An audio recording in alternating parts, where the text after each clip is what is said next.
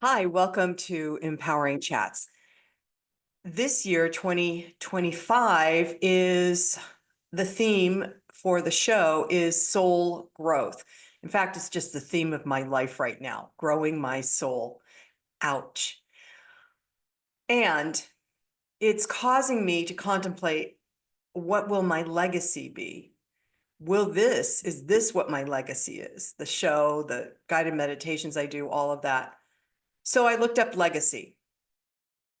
Legacy is a gift of property, money, anything handed down from the past, a bequest or a birthright. So it got me to thinking of all the different family heirlooms I have, like silver serving sets from my grandmother on one side. My other grandmother made quilts, and my mom made Afghans and quilts and, and crocheted, needlepoint. So this is the stuff that I was thinking is legacy, the stuff, right? But what about a different kind of legacy, a creative legacy? And that got me excited. In fact, right now my brain is firing and I got little energy chills going all around me, because a creative legacy is really what artists do. People that create paintings or sculptures, people that write, people that are musicians and create songs that we can listen to anytime we hit our phone or ask what I call Missy thing, Alexa, to play something. So there's a creative legacy that is left for the world. It's a gift for everyone. And it's a gift for the future. So thinking about that, I was curious as I was riffing on it in my mind, what is a creative legacy? Where does it come from? And generally the people that create, they're called to do it. So it's a dharma. It's their inner blueprint being expressed. And many people that create sometimes don't find any fame or wealth from their creations. They're just compelled from an inner source, a divine urge, I would call it, from within, to be guided to create, whether it's the painting or the writing or whatever. And as they create, they're expressing parts of themselves that maybe that was hidden. Maybe they didn't even know, and that those pieces that they express in whatever the creative process is that they do, resonates out and touches others. And we feel it. When you look at an amazing painting, we can feel the essence of that artist. Or it could be a song that you listen to that causes you to dance in your seat or shed a tear. These are the essences that people instill the truth of their being into their creative legacies. And it's also how they learn to know themselves, by following their dharma, by following their path and creating anyway, or in spite of the naysayers. Many artists have been told through the years that they can't make money through their art. I don't know where that story got told, because I know some of them, like Da Vinci and Michelangelo, made some money. They were cared for. They had nice living spaces. So, but because of that, it also, they're following your dharma or your blueprint, your soul purpose for your soul growth. It also brings you into alignment. The action of doing that brings you into alignment with divinity within you, more divinity and more alignment, the more you pursue. So I wanted to bring this up, creative legacy, because I have a poet that I want to read some of his poetry to you.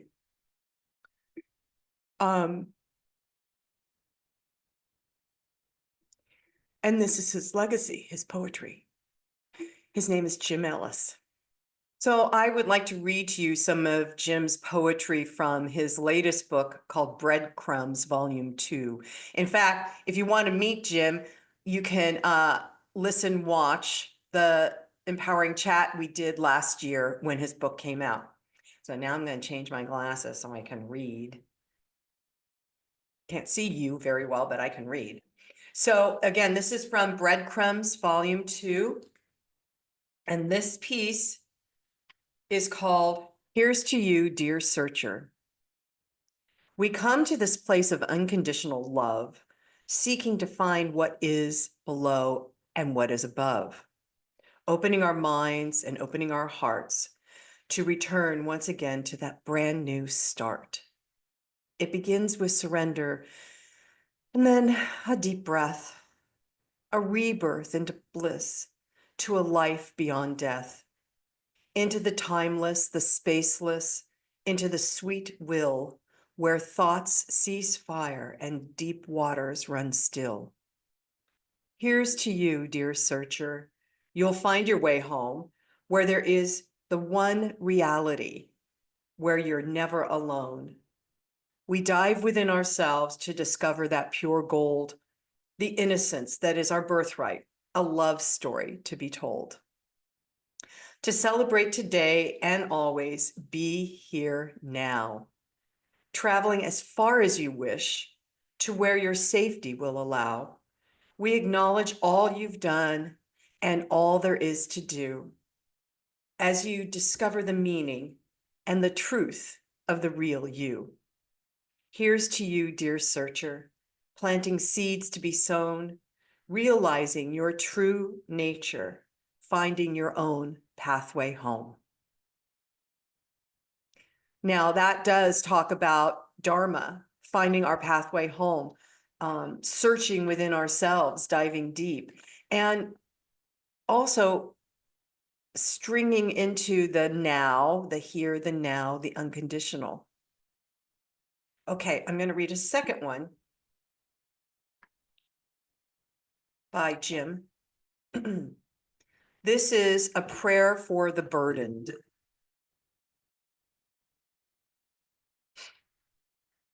Crumbling under weight I carry for no reason, my shoulders and back burdened by life, by the invisible band of thieves, muggers, and murderers, by the streaking tear or the shrieking fear that tells me lies construed to disguise all the truth to the contrary.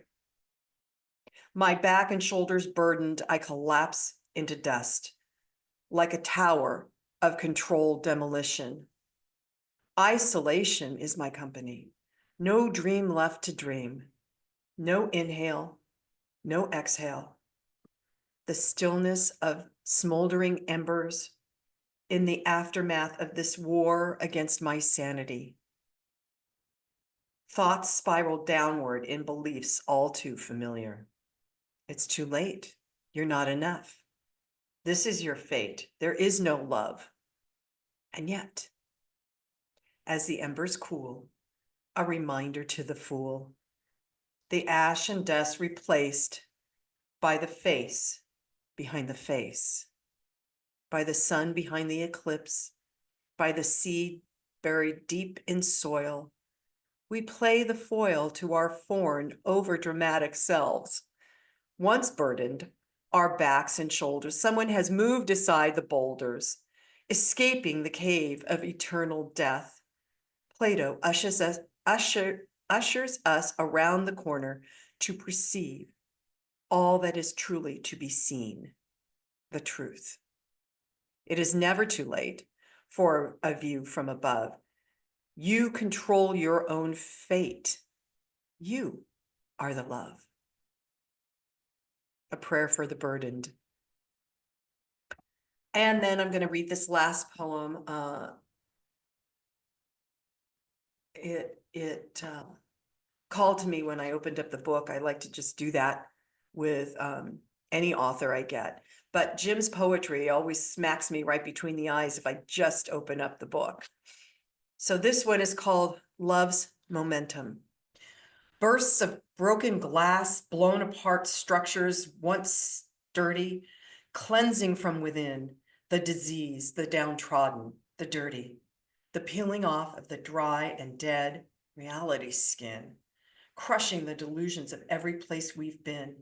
Laughable, all stress in an instant melts to the ground, an open sky. Space brothers smile at what we found. Celebration rumbles up from underground roots, the return of the Lord of Lords, the truth of truths. No need for forgiveness, retribution, reparation, nor the desperate propaganda to keep us all in separation. No longer preoccupied with agony's desire for attention. Forget that. Here it comes. Yes, it's love's momentum. It started from the first explosion of soul, a divine spark tumbling, earthbound for the joyful excursion into the dark. Duality dripped upon us until we fell for it, hook, line, and sinker. Drowning our sorrows in poison, a lonely early morning drinker, buried in soot, buried in denial, barely a breath to exhale. Covered up, veil upon veil upon veil upon veil. Even prayers leave us in despair, believing no one will ever be there. When all that is wanted is the face of someone, anyone who cares. So we search as we plunder, blunder, slumber along, every step deeper into the test, learning right from wrong. One hand clapping our primordial face, all of life's conundrums. Will it come? Where is the eternal, the source, love's momentum? It is here. It is here. Do not despair. Every time we proclaim that life is not fair, seeds will bloom given room in full magic and splendor, soothing all souls, healing all wounds, all so tender. Miracles arising everywhere, glimmering underneath dreams that are buried. The yin yang, the feminine and masculine, forever married. Seen in anonymous donation, God's invisible helping hand. Seen in two young sisters in sweet harmony, singing glories of the latest boy band. Seen in the laughter of the child who recalls not history's hell, seen in the secret response to prayer from our own wishing well, seen in the dramas and karmas playing out in the divine detail, seen in the transcendent lesson gifted us every time we fail, seen in the light of our life that often eludes our worldly attention. It is here, it is here, it is here. Look for it. Love's momentum.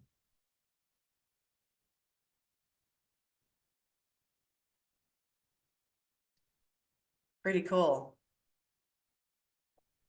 And so I gift this creative legacy of Jim Ellis to the world on his behalf.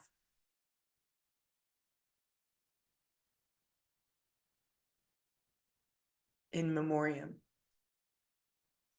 to Jim, for Jim, and all who loved him. And so it is. Namaste.